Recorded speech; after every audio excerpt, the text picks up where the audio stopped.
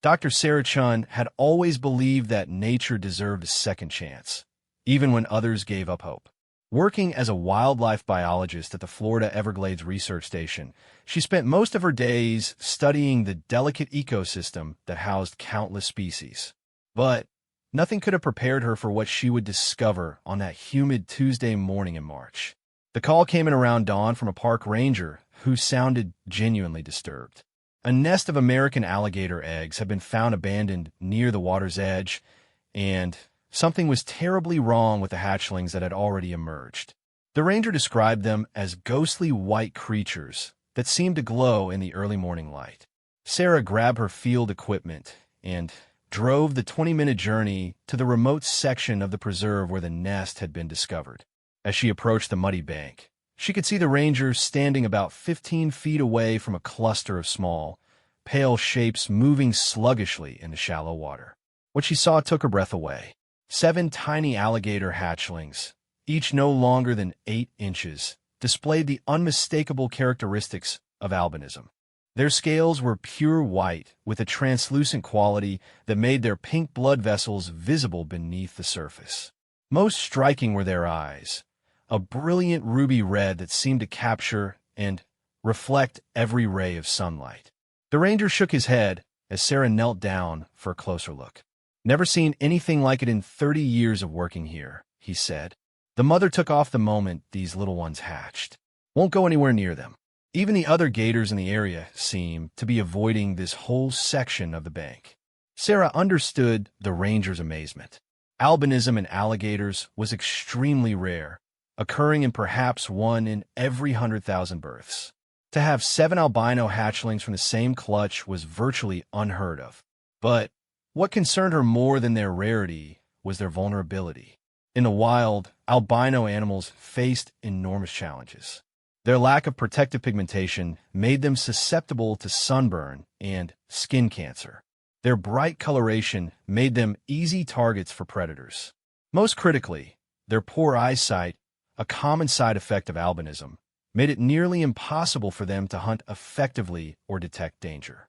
As Sarah observed the hatchlings, she noticed they were already showing signs of distress. Unlike normal baby alligators that would be actively swimming and snapping at small insects, these pale creatures moved slowly and seemed confused by their surroundings. Their red eyes blinked constantly in the bright Florida sun, and several had already developed pink patches on their scales where the UV rays had begun to damage their unprotected skin. The ranger explained that he had been monitoring the situation since the previous evening. "The mother hung around for a few hours after they hatched," he said. "But once she got a good look at them, she just swam away and never came back. I've been watching from a distance, hoping she'd return, but it's been over 12 hours now." Sarah knew that maternal abandonment was not uncommon when albino offspring were born in the wild. Mother animals instinctively recognized that these vulnerable babies had little chance of survival and would often redirect their energy toward protecting other, more viable offspring. It was a harsh reality of nature, but one that made evolutionary sense.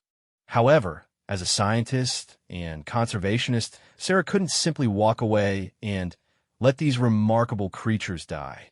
She had spent years studying alligator behavior and had successfully rehabilitated dozens of injured and orphaned reptiles. These hatchlings represented something extraordinary, a genetic phenomenon that deserved scientific study and, if possible, protection. The decision to intervene wasn't taken lightly. Sarah knew that removing wildlife from their natural habitat required special permits and could potentially interfere with natural selection processes. But as she watched the smallest hatchling struggle to keep its head above water, its red eyes squinting painfully in the sunlight, she realized that without human intervention, all 7 would be dead within days. She called her supervisor at the research station and explained the situation. Dr. Martinez, the facility director, initially expressed skepticism about taking on such a challenging case. "Sarah, you know as well as I do that albino reptiles rarely survive in captivity, let alone in the wild," he said. "The resources required to properly care for them could be enormous." But Sarah was persistent. She argued that the scientific value of studying a group of albino alligators could provide insights into reptilian genetics, adaptation, and survival mechanisms. She also pointed out that the research station had recently received a grant specifically for studying rare genetic variations in native Florida species. After an hour of back-and-forth discussion and several phone calls to state wildlife officials, Sarah received permission to transport the hatchlings to the research facility for evaluation and potential rehabilitation. The permit was temporary, requiring her to provide regular updates on their condition and progress. Carefully, Sarah began the delicate process of collecting the hatchlings. Using soft mesh nets, she gently scooped each baby alligator from the water and placed them in specially prepared containers lined with damp towels. The babies offered little resistance, which concerned her. Healthy alligator hatchlings were typically aggressive and would snap at anything that approached them. As she worked, Sarah noticed that the largest of the 7 hatchlings seemed more alert than the others. This one, which she mentally nicknamed Luna for its moon-white appearance, actually attempted to bite the net when Sarah approached. It was a good sign that at least one of them retained some natural defensive instincts. The transport back to the research station was tense. Sarah kept the temperature in her vehicle elevated and covered the containers to protect the hatchlings from bright light. She could hear them moving around inside their temporary homes, making the soft chirping sounds that baby alligators use to communicate with their mothers. Upon arriving at the facility, Sarah was met by Dr. James Wright, the station's veterinarian, who had been briefed on the situation. Together, they moved the hatchlings into a specially prepared quarantine area equipped with temperature-controlled pools, adjustable lighting, and monitoring equipment. The initial examination revealed both encouraging and concerning findings. All 7 hatchlings appeared to be physically healthy aside from their albinism. Their weights were within normal ranges for their age, and they showed no signs of developmental abnormalities. However, their reactions to light and movement confirmed Sarah's fears about their visual impairment. Dr. Wright explained his findings as they watched the hatchlings explore their new environment. "Their eyes are definitely compromised," he said, pointing to Luna, who kept bumping into the walls of the enclosure despite moving slowly. The lack of pigment in their irises means they can't regulate light intake properly. It's like they're constantly being blinded by what would be normal lighting conditions for other alligators. This presented an immediate challenge for feeding. Young alligators rely heavily on their vision to hunt for small fish, insects, and crustaceans. In the wild, these hatchlings would already be learning to snap at moving prey, developing the lightning-fast reflexes that would serve them throughout their lives. Sarah spent the next several days developing a feeding strategy that would work around their visual limitations. She started by offering food during the dimmer evening hours when their eyes seemed less sensitive. Instead of live prey, which they couldn't effectively track, she began with small pieces of fish that she would gently move near their mouths until they detected the scent and grabbed it. The progress was slow, but encouraging.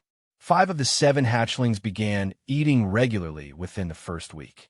Luna, the largest and most alert, was the first to master the new feeding routine and even began recognizing Sarah's approach, swimming toward the edge of the pool when she entered the room. However, 2 of the smaller hatchlings continued to struggle. Despite Sarah's best efforts, they showed little interest in food and spent most of their time floating motionlessly in the water. Their lack of activity was deeply concerning, as young alligators were typically energetic and constantly in motion. Dr. Wright suspected that these 2 might have additional health issues beyond their albinism. Blood tests revealed slightly elevated stress hormone levels, suggesting they were having difficulty adapting to their condition and environment. It became clear that their survival was far from guaranteed.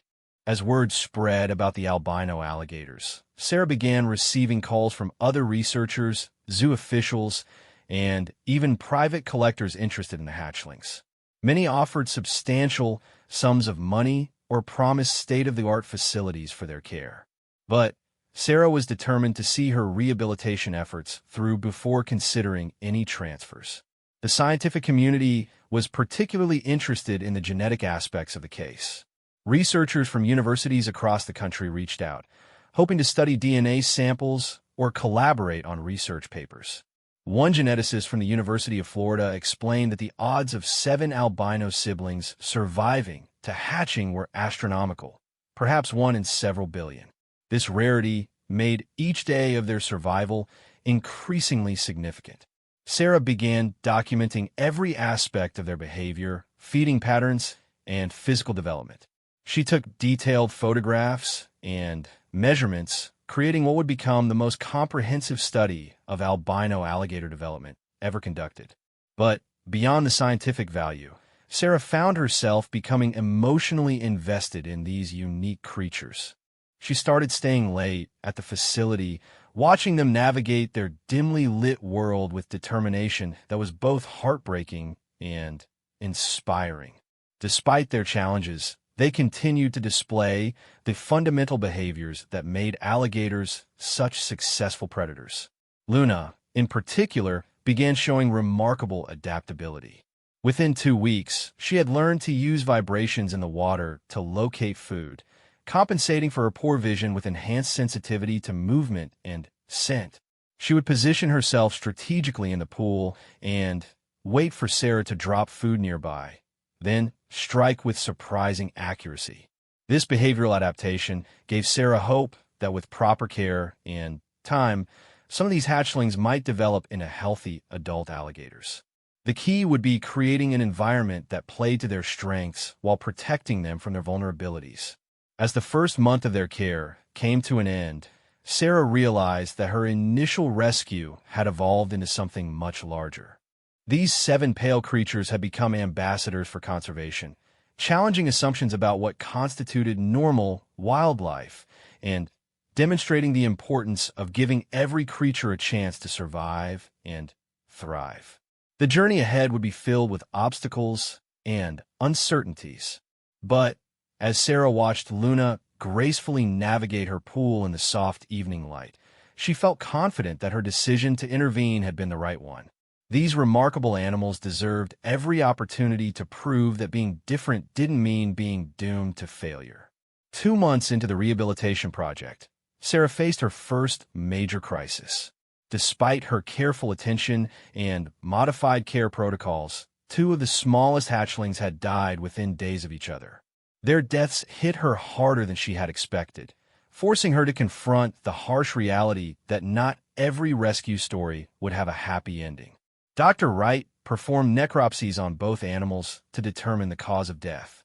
The results revealed that while albinism had been their most obvious challenge, both hatchlings had suffered from compromised immune systems that made them vulnerable to infections that normal alligators would easily fight off. Their deaths served as a sobering reminder of just how difficult the path ahead would be for the remaining 5. The loss affected the team's morale, but it also strengthened their resolve.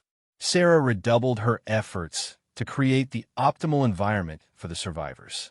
She consulted with specialists from around the world, including a renowned reptile expert from Australia who had successfully raised albino crocodiles, and a geneticist from Germany who specialized in pigmentation disorders in reptiles. Based on their advice, Sarah implemented several significant changes to the hatchlings' care routine. The lighting system was completely redesigned to provide gradual transitions between day and night, minimizing the shock to their sensitive eyes. The water temperature was raised slightly to boost their metabolism and immune function. Most importantly, she began supplementing their diet with vitamins and minerals specifically chosen to support healthy scale development and overall vitality. Luna continued to be the star of the group, displaying intelligence and adaptability that impressed even experienced reptile specialists who came to observe the project. She had learned to respond to specific vibration patterns that Sarah created by tapping on the side of her pool, essentially developing a primitive form of communication with her human caregiver. The other 4 hatchlings, which the research team had nicknamed Ghost, Frost, Pearl, and Ivory, showed varying degrees of progress. Ghost, the second largest, had developed impressive hunting skills despite his visual limitations. He would lie motionless for hours, waiting for the subtle water movements that indicated food was nearby, then strike with remarkable precision. Frost struggled more than the others with feeding, but had become the most social of the group. He would often swim alongside his siblings, seeming to take comfort in their presence. This behavior was unusual for young alligators, which typically became increasingly solitary as they grew. Pearl and Ivory, both females, had formed what appeared to be a partnership. They would hunt together, with one creating disturbances in the water while the other waited to ambush any prey that was startled into movement. This cooperative behavior was unprecedented in Sarah's experience with alligator rehabilitation. As the hatchlings approached their 3-month mark in captivity, visitors began arriving regularly at the research station. News of the albino alligators had spread through scientific circles and eventually reached the public through social media and local news coverage. The facility started receiving hundreds of calls from people wanting to see the rare creatures. Dr. Martinez initially resisted the idea of public viewing, concerned about stress to the animals and disruption to the research. But as funding for the project became increasingly expensive, he realized that controlled public access could provide much-needed revenue and educational opportunities. Sarah worked with education specialists to design a viewing program that would protect the hatchlings while allowing visitors to learn about albinism, conservation, and the challenges facing wildlife in the modern world. Special viewing windows were installed that allowed observation without disturbing the animals, and lighting in the public areas was kept minimal to avoid affecting the sensitive albino eyes. The first public tours were scheduled for weekends only, with groups limited to 10 people and visits lasting no more than 30 minutes. Sarah served as the primary guide, using each tour as an opportunity to discuss the broader issues of wildlife conservation and the importance of protecting genetic diversity in wild populations. The response was overwhelming. Families drove hundreds of miles to see the albino alligators, and many visitors returned multiple times to observe their progress. Children were particularly fascinated, asking thoughtful questions about how the animals adapted to their condition and what would happen to them as they grew larger. One visitor who made a lasting impression was Dr. Elena Rodriguez, a marine biologist from Costa Rica who specialized in albinism in sea turtles. She had traveled to Florida specifically to see the alligators and immediately offered to collaborate on research comparing albinism across different reptile species. Dr. Rodriguez's expertise proved invaluable in addressing one of the project's most pressing concerns, the long-term future of the surviving hatchlings. As they grew larger, their current facilities would become inadequate, and the question of whether they could ever be released into the wild became increasingly important. Working together, Sarah and Dr. Rodriguez developed a comprehensive assessment protocol to evaluate each animal's potential for eventual release. The criteria included their ability to hunt effectively, their responses to potential threats, their overall health and growth rate, and their capacity to navigate in low-light conditions similar to those they might encounter in the wild. Luna consistently scored highest on these assessments, showing remarkable problem-solving abilities and adaptive behaviors. During one test, she successfully located and captured live fish that were released into her pool during evening hours when lighting conditions mimicked natural twilight. Her success rate was nearly 90%, comparable to that of normally pigmented juvenile alligators. Ghost also performed well, particularly in tests that relied on patience and stealth rather than active hunting. His ability to remain motionless for extended periods actually exceeded that of normal alligators, suggesting that his visual limitations had forced him to develop enhanced focus and self-control. The 3 smaller hatchlings showed more mixed results. While they had all learned to feed successfully in captivity, their responses to simulated wild conditions were inconsistent. Frost, in particular, seemed overly dependent on the presence of his siblings and became agitated when separated from the group for testing. These assessments helped the team develop individualized care plans for each animal. Luna and Ghost were gradually introduced to more challenging environments, including larger pools with varied terrain and natural vegetation. Their diet was diversified to include live prey of different sizes and types, helping them develop the full range of hunting skills they would need in the wild. Pearl, Ivory, and Frost received more intensive support focused on building their confidence and independence. Sarah spent extra time working with each of them individually, using positive reinforcement to encourage natural behaviors and reduce their dependence on human care. As the hatchlings reached their 6-month mark, an unexpected challenge emerged. Luna, now nearly 2 feet long, began displaying territorial behavior toward her smaller siblings. This was normal development for a young alligator, but in their confined space, it created stress for the entire group. The solution required expanding their habitat and eventually separating the animals into individual enclosures. This transition was emotionally difficult for both the alligators and their caregivers. The siblings had lived together since hatching, and their separation marked a significant milestone in their development toward independence. Sarah found herself spending even more time at the facility, monitoring each animal's adjustment to solitary living. She discovered that their personalities became more distinct once they were housed separately. Luna became more confident and assertive, often approaching the glass when humans were present as if seeking interaction. Ghost, surprisingly, seemed to thrive in isolation. Without the distraction of siblings, his hunting skills improved dramatically. He began accepting live prey during daylight hours, suggesting that his adaptation to bright light was progressing better than expected. The 3 smaller alligators required more careful attention during the transition. Frost initially refused to eat for several days and spent most of his time floating listlessly in one corner of his enclosure. Pearl and Ivory also showed signs of stress, though they adapted more quickly than their brother. Dr. Wright suggested introducing environmental enrichment to help the isolated animals cope with their new living situations. Sarah began adding hollow logs, artificial vegetation, and varying water depths to each enclosure, creating more complex and interesting environments that encouraged natural exploration and hunting behaviors. The enrichment efforts proved remarkably successful. Within weeks, all 5 alligators were displaying more active and varied behaviors. They began using different areas of their enclosures for different purposes, designating specific spots for basking, hunting, and resting. Media attention continued to grow as the alligators matured.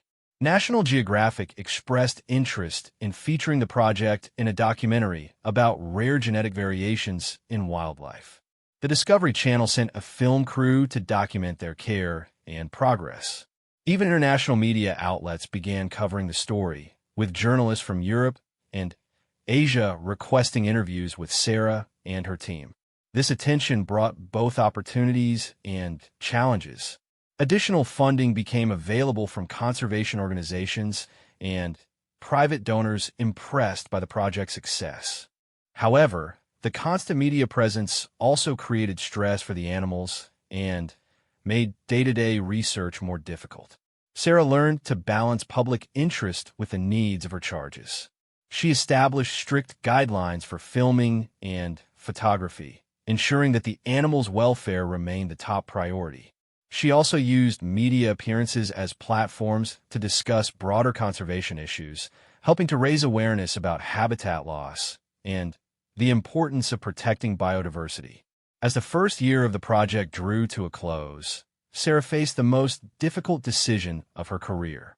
Luna had grown to nearly 3 feet in length and was showing all the signs of a healthy, adaptable young alligator. Her hunting skills were excellent.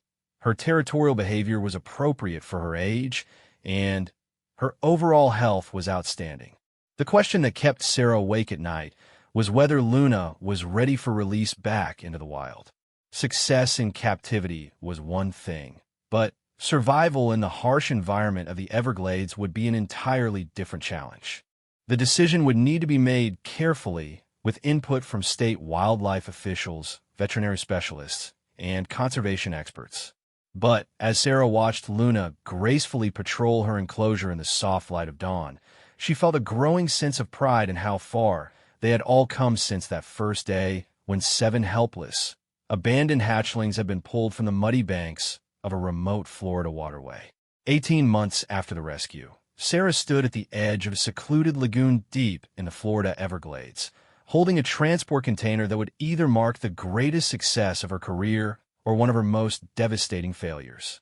Inside, Luna waited patiently, now a magnificent 4-foot albino alligator whose pearl-white scales caught the morning light like polished marble. The decision to attempt Luna's release had taken months of careful deliberation. A panel of wildlife experts, veterinarians, and state officials had evaluated every aspect of her development. They examined her hunting abilities, territorial behaviors, response to threats, and overall physical condition. The consensus was cautiously optimistic. Luna had demonstrated remarkable adaptability and possessed all the skills necessary for survival in the wild. The release site had been chosen with equal care. The lagoon was located in a protected area of the preserve where human interference would be minimal. Water quality was excellent, food sources were abundant, and the area had a stable population of normal alligators that Luna could potentially integrate with over time. Most importantly, the location offered numerous shaded areas and underwater caves where she could retreat from bright sunlight. Dr. Rodriguez had joined Sarah for the release, along with Dr. Wright and a team of graduate students who would monitor Luna's progress through radio telemetry.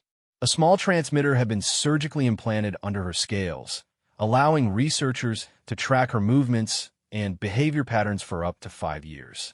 As Sarah prepared to open the container, she reflected on the incredible journey that had brought them to this moment. Luna had exceeded every expectation, transforming from a helpless, abandoned hatchling into a powerful predator capable of surviving on her own. Her visual limitations had forced her to develop enhanced senses of hearing, smell, and vibration detection that actually gave her advantages in certain hunting situations. The other 4 alligators remained at the research facility, each at different stages of preparation for potential release. Ghost had made remarkable progress and might be ready for his own release within 6 months. Frost, Pearl, and Ivory were developing more slowly but showed steady improvement in their hunting skills and independence. The moment of truth arrived as Sarah waded into the shallow water at the lagoon's edge. She positioned the container so that Luna could exit directly into her new environment and slowly lifted the lid. For several seconds, nothing happened. Then, Luna's distinctive red eyes appeared at the opening, scanning her surroundings with the caution of an experienced predator. Slowly, gracefully, Luna slipped from the container into the dark water. She immediately submerged, using her powerful tail to propel herself toward the center of the lagoon. For nearly 10 minutes, she remained underwater, exploring her new territory through touch and scent. When she finally surfaced, Luna's behavior was everything Sarah had hoped to see. She positioned herself near a fallen log where the water was deep enough to provide cover, but shallow enough to allow easy access to the bank. Her body language was alert, but not stressed, and she moved with the confident efficiency of an animal that felt secure in its environment. The first few days were critical. The research team maintained round-the-clock monitoring, tracking Luna's movements and documenting her hunting attempts. Radio telemetry showed that she was exploring a territory of approximately 2 acres, establishing multiple resting spots and investigating potential feeding areas. Her first successful wild hunt occurred on the 3rd day. Underwater cameras captured the moment when Luna detected the movement of a small fish near her hiding spot and struck with lightning speed. The kill was clean and efficient, demonstrating that her months of training had prepared her well for independent survival. Over the following weeks, Luna's confidence continued to grow. She began hunting larger prey, including small turtles and water birds. Her albinism, which had once seemed like a fatal disadvantage, actually provided camouflage benefits in the dappled light filtering through the swamp's canopy. Her pale coloration blended surprisingly well with sun-bleached logs and limestone rocks. Most encouragingly, Luna showed no signs of the health problems that had claimed her two siblings. Regular veterinary checks revealed that she was maintaining her weight and showed no evidence of skin damage from sun exposure. Her choice of habitat, favoring shaded areas and underwater caves, suggested that she understood her limitations and was actively managing them. The scientific value of Luna's success extended far beyond a single conservation story. Her adaptation strategies provided insights into how animals with genetic variations could survive and even thrive in challenging environments. Researchers began studying her hunting techniques, territorial behavior, and habitat selection to better understand the broader implications of albinism in wild populations. Dr. Rodriguez published several papers based on their observations, comparing Luna's adaptations to those of albino sea turtles she had studied in Costa Rica. The research revealed remarkable similarities in how different species compensated for visual impairment, suggesting that certain adaptation strategies were universal among reptiles. As Luna approached her second year in the wild, she faced her most significant challenge yet, breeding season. Adult male alligators in the area had begun establishing territories and seeking mates. Luna's unusual appearance made her interactions with other alligators unpredictable. Initial encounters were tense. Several males seemed confused by her coloration and either ignored her completely or displayed aggressive behavior. However, Luna's size and confident demeanor eventually earned her acceptance within the local hierarchy. She established her own territory adjacent to, but separate from the main breeding areas. While Luna did not mate during her first breeding season, her successful integration into the local population was a major milestone. She had proven that albino alligators could not only survive in the wild, but could potentially contribute to the genetic diversity of future generations. The success of Luna's release opened new possibilities for her siblings still in captivity. Ghost was selected as the next candidate for release, and his preparation intensified. His hunting skills had continued to improve, and he showed even greater ability than Luna to navigate in bright light conditions. Ghost's release took place 6 months after Luna's, in a different section of the preserve to avoid territorial conflicts. His transition to wild living was even smoother than his sister's, perhaps benefiting from the knowledge gained during Luna's release process. Within days, he was hunting successfully and had established a territory near a productive fishing area. The success of both releases generated significant interest from conservation organizations worldwide. Requests for consultation came from researchers dealing with albino animals in other species, everything from white-tailed deer to various bird species. Sarah found herself traveling internationally, sharing the techniques and insights developed during the alligator project. Meanwhile, back at the research facility, Pearl and Ivory were making steady progress toward their own potential releases. Frost remained the most challenging case, still showing dependence on human interaction and reluctance to hunt aggressively. However, even he was making slow but measurable improvements. The project had evolved from a simple rescue mission into a comprehensive research program that was changing how scientists thought about genetic variations in wildlife. The facility became a model for rehabilitation centers around the world, with researchers visiting regularly to learn from the team's methods. Sarah often returned to the lagoon where Luna had been released, sometimes catching glimpses of her former charge basking on a favorite log or gliding silently through the dark water. Each sighting reinforced her belief that taking a chance on the abandoned hatchlings had been the right decision. The albino alligators had taught valuable lessons about adaptation, resilience, and the importance of giving every creature an opportunity to prove its worth. They challenged assumptions about what constituted normal wildlife and demonstrated that differences could be strengths rather than weaknesses when properly supported. 3 years after the initial rescue, Luna had grown to nearly 8 feet in length and had successfully bred with a large male from the local population. Her offspring, while carrying the genes for albinism, displayed normal coloration, ensuring that her unique genetic heritage would be preserved in the wild population without the survival challenges she had faced. The project had achieved something remarkable. Not only had it saved individual animals from certain death, but it had contributed valuable scientific knowledge that would benefit conservation effort for generations to come. The research conducted during their rehabilitation had been published in prestigious journals and was being used to develop new protocols for managing genetic diversity in endangered species.